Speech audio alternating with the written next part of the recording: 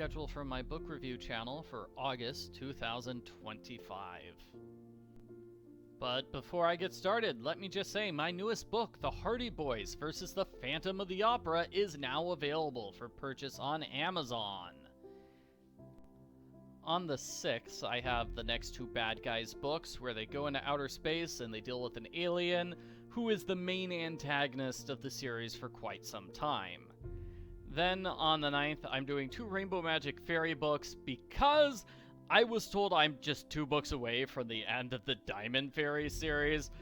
So, hooray! Now I'm done with the Diamond Fairy series. Sorry for, not reviewing the last 2 books in that 7-book series for years and years and years.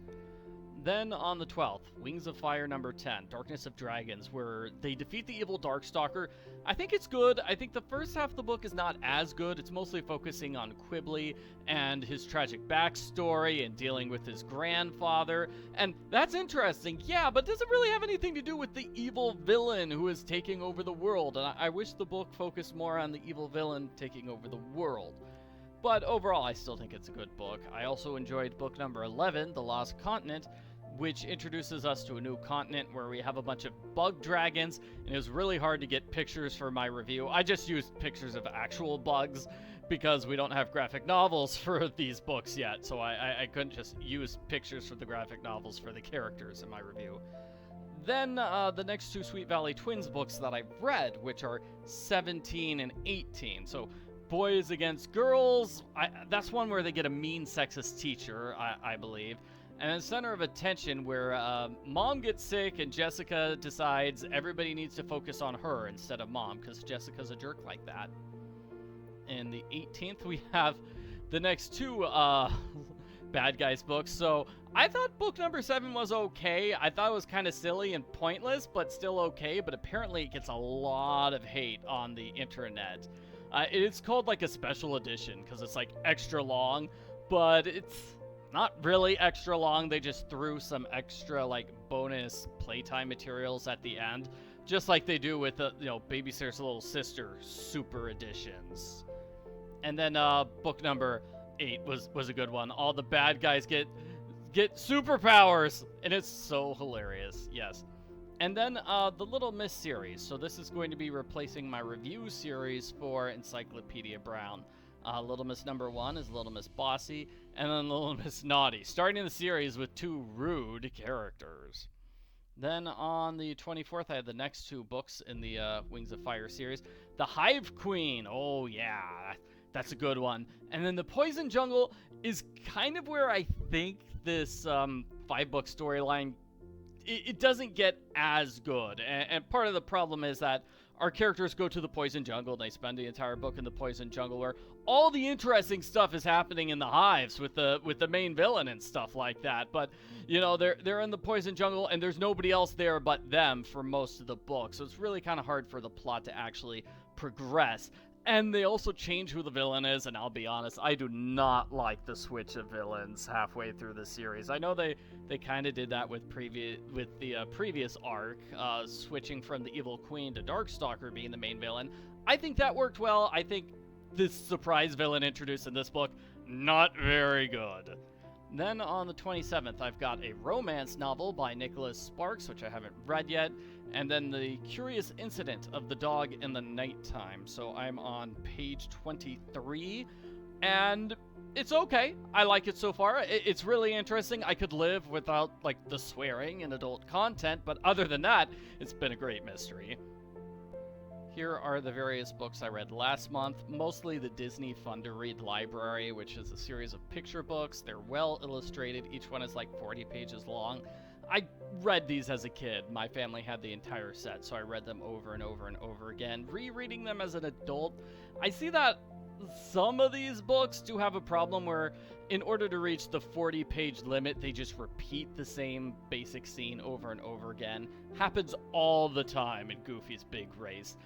Pinocchio's Promise, half the book is completely unnecessary and not really super good. Thumper's Little Sisters was fine, but again, you could cut some parts out of it. Mickey Meets the Giant was a good note to start the series on. That was a good book. Death Taxes and Green Tea Ice Cream, not the best in the series. It's sort of the downer book where everything bad happens to our main character and she's sued and her life could be over. Obviously that doesn't happen and she gets her old job back. It's kind of weird though that she's still investigating people for the IRS even though the main story is, hey, she was fired and she's being sued. It's like, what? No, she should not still be working. Whatever. So, Pooh's New Clothes is the Emperor's New Clothes. I kind of like the villain in that one. I did like the Ugly Stepsisters book review. Oh, I'm going to have to change the title of this one. Oh, hey, AI says I can brainstorm. That was AI right there. This is YouTube AI. Let's see what it thinks I should make videos about. Here are the AI suggestions. I need to do the Stepsisters Untold Backstories.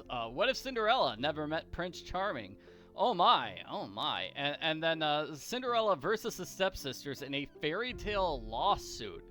So it looks like YouTube's AI knows what Cinderella looks like, but maybe not what her stepsisters look like. And this definitely looks like the opening scene from Beauty and the Beast, but just with Cinderella. If you have any fantastic suggestions for books I should read or videos I should make, please leave a comment on this video. Then Fun to Read Library number 7 was basically just book number 2. Not as good, not as interesting, but it was very well told, so that really brought it up. Wings of Fire number 14 has sort of the exact same problem as the previous book. I said, okay, well, they're all in the poison jungle and there's no way to move the plot forward because nobody's around. Well, this book takes place on a completely different continent, and so there's really no way to move the storyline forward.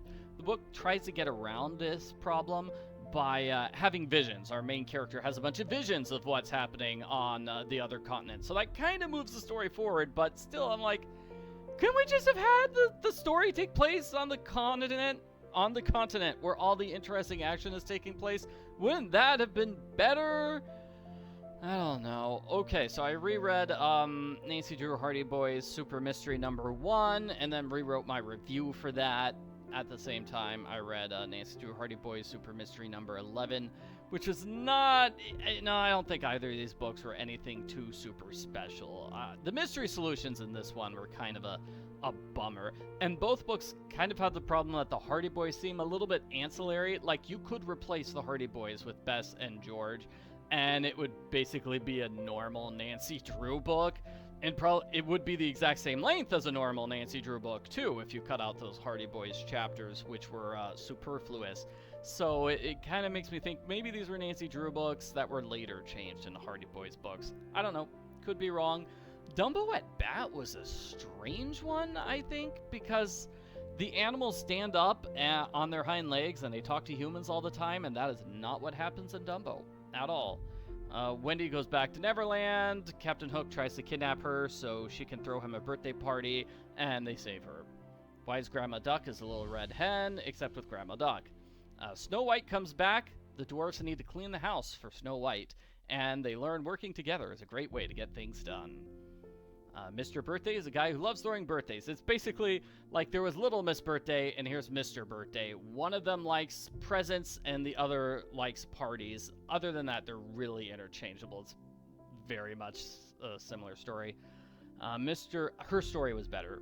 Mr. Adventure was fine. I think it was fine. It could have been longer or more adventurous, but he ends up getting a job as a fireman. That's the adventure he needs in his life. And Mr. Topsy-Turvy was surprisingly good. I liked it.